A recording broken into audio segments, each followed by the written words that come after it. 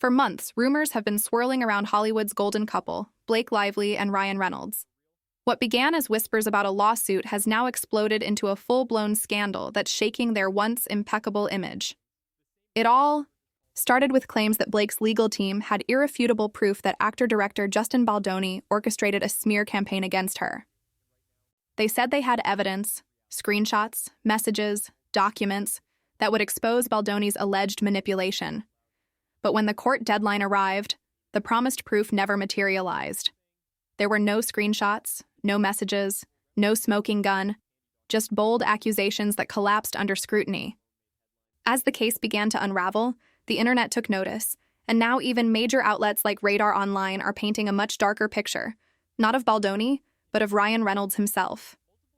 Their explosive new report suggests that the man once known for his charm and humor might secretly be one of Hollywood's most controlling and disliked figures. According to insiders, Reynolds' reputation has been crumbling behind the scenes for years. While the public sees a witty, self-deprecating family man, colleagues describe him as arrogant, manipulative, and notoriously difficult to work with. The whispers grew louder after a Radar Online exposé labeled him Hollywood's most hated man. The report claimed that Reynolds not only micromanaged his wife's failed lifestyle brand, Preserve, but also belittled and rewrote the team's work, blaming them when the company collapsed. Former employees recalled that Blake Lively's brand was never truly hers. It was Ryan's project from the start. One ex-staffer went so far as to say, "God help you if you disagreed with him." The controlling behavior, sources allege, didn't stop there. When Blake took on It Ends With Us, the same manipulative tactics reportedly resurfaced. The lawsuit that followed, meant to portray Lively as the bullied creative stifled by Baldoni, has instead exposed inconsistencies and cracks in her story.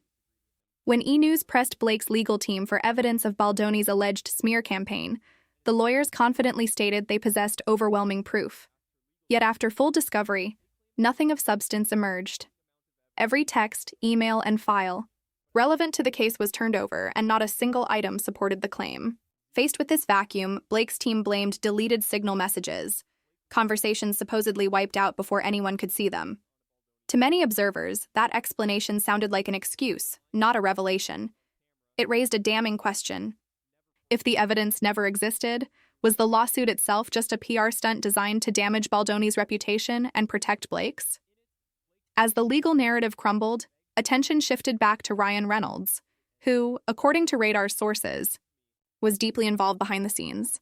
The same article branded him Hollywood's biggest manipulator, a title that seemed to fit a man known for taking over every project he touches. The controversy intensified when footage surfaced from the Toronto International Film Festival, where Reynolds was promoting his John Candy documentary. In one clip, he appeared to snap at a child fan. In another, he barked at beloved actor Eugene Levy. Two public outbursts in one weekend tarnished the nice guy image he'd cultivated for years. Industry insiders claimed these weren't isolated moments. Director Colin Hanks, who helmed the Candy documentary, allegedly hinted that Reynolds routinely interfered on set, arriving uninvited, issuing orders, rewriting scenes, and asserting himself as the de facto boss. Even John Candy's own son accused Reynolds' production company, Maximum Effort, of exploiting his late father's legacy by selling merchandise tied to the film. What once looked like creative enthusiasm now seemed more like opportunism, reinforcing the perception of a man who prizes control and profit over collaboration and respect. That same pattern, sources say, has repeated across Reynolds' career. Seize control, override others, and take credit.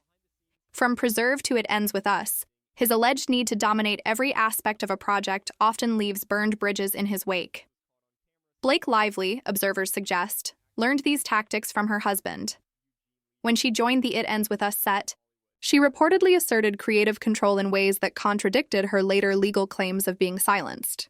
A resurfaced radio interview added fuel to the fire. In it, Blake bragged that producers begged her to remove a Lana Del Rey song from the film, but she refused.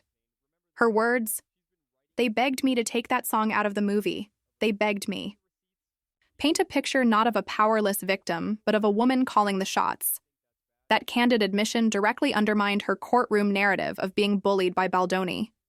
If anything, it revealed that she wielded more authority than she had ever let on. Once that interview resurfaced, Blake's carefully crafted victim narrative began to crumble. She had told the court she'd been overpowered and harassed, yet publicly she boasted about making unilateral creative decisions.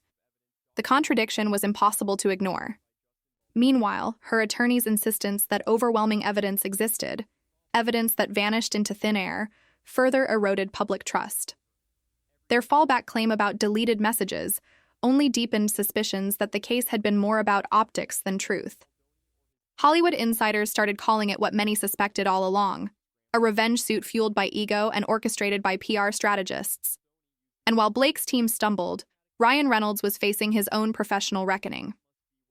Multiple reports suggested that producers, actors, and crew members were quietly distancing themselves from him. The man Radar Online had called the Smiling Shark suddenly found his charm weaponized against him. Behind that grin, colleagues whispered, lay a controlling force no one wanted to work with. In the midst of the chaos, one person remained notably silent: Justin Baldoni.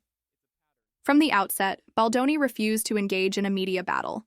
While Blake's camp fed leaks to tabloids and entertainment outlets, Baldoni's team said nothing. They let the evidence, or lack thereof, speak for itself. And in the court of public opinion, that restraint became a powerful statement. Industry professionals began praising Baldoni's calm and integrity, contrasting it sharply with the Lively Reynolds publicity storm.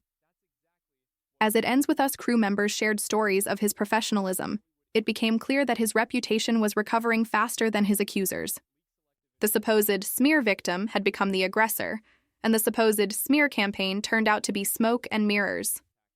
What began as a legal feud was now unraveling into a lesson in how quickly Hollywood narratives can backfire when the truth doesn't align with the script. Insiders say this isn't new for Blake Lively. Every time her public image falters, she repositions herself as the misunderstood heroine. When Preserve collapsed, she blamed the failure on her team rather than her or Ryan's mismanagement. Later, she framed the backlash as online bullying and withdrew from public life until sympathy returned. The same playbook resurfaced with It Ends With Us. Once creative disagreements turned into bad press, she flipped the story into one of a woman oppressed by a domineering male director. For a while, that narrative worked, until her own words and the court filings exposed the cracks. Over time, a clear pattern emerged. When accountability threatens her brand, she rewrites the ending, casting herself as the victim and her critics as villains. But this time, the audience isn't buying it. Too many inconsistencies, too many leaks, too many half-truths have piled up to sustain the illusion. Ryan Reynolds, for his part, has responded the only way he knows how, by doubling down on charm. Following Radar Online's scathing report, his PR machine kicked into overdrive. Suddenly, social media was flooded with quirky tweets, family man anecdotes, and new brand campaigns designed to recapture his likable image. But Hollywood insiders aren't fooled. They've seen this act before: the self-effacing humor, the quick wit, the curated humility. Behind closed doors, those who've worked with him describe a very different man, one who dominates meetings, rewrites scripts without approval, and dismisses anyone who challenges him. Director Colin Hanks's quiet frustration on the Candy project echoed that sentiment, as did John Candy's son's public disappointment. Even longtime collaborators, sources claim, now tread carefully around Reynolds. He's the guy who smiles in your face, one insider said, then rewrites your script when you turn around. As Blake's lawsuit falters and Ryan's reputation deteriorates, the couple once hailed as Hollywood's golden pair now face their darkest chapter. Their brand, built on playful banter, Instagram perfection, and power couple synergy, is cracking under the weight of hypocrisy. The image of the charming husband and the resilient wife has given way to something colder. Two celebrities accused of using manipulation and media spin as weapons. Every headline, every leak, every supposed victim statement now reads like a calculated move. The formula is simple: control the story, control the sympathy, control the outcome. But when the facts no longer align, even the best PR team can't hold the narrative together. For Blake Lively and Ryan Reynolds, the backlash isn't just a bad news cycle, it's a reckoning years in the making. Meanwhile, Justin Baldoni's quiet endurance is earning him respect. He hasn't resorted to tabloid wars or social media rebuttals. He's let the courts and the evidence do the talking. And with discovery revealing no proof of wrongdoing, his silence has become a powerful contrast to the noise surrounding the Lively Reynolds camp. Cast members and industry peers have come forward to vouch for his professionalism, describing him as steady, fair, and collaborative. In an industry addicted to spectacle, Baldoni's restraint feels revolutionary. He didn't need to scream louder. He simply stood taller. As the legal dust settles, he's emerging not as the villain painted by gossip blogs, but as a symbol of integrity, a man who refused to let false narratives define him. What makes this saga so telling is how neatly it dismantles Hollywood's obsession with image. For years, Ryan and Blake have sold a fantasy, the witty, wholesome couple untouched by scandal, balancing stardom and family with effortless grace. They turned their marriage into a brand and their charm into currency. But behind the filtered photos and red carpet smiles, there now appears to be a history of manipulation, ego, and control. The lawsuit that was supposed to expose Justin Baldoni's alleged cruelty has instead exposed their own. The overwhelming evidence never existed. The narrative of victimhood has unraveled, and the people once seen as untouchable are now watching their carefully curated empire show its cracks. Hollywood has always loved a redemption story, and perhaps that's why this saga has captivated so many. The irony is that the redemption arc no longer belongs to Blake Lively or Ryan Reynolds, it belongs to Justin Baldoni. By refusing to engage in their smear tactics, he's become the unexpected hero of a story built on deceit. While his opponents leaned on manipulation and public sympathy, he relied on patience and truth. As the dust settles, it's clear who emerged with credibility intact. Ultimately, this isn't just about one lawsuit or bad headline.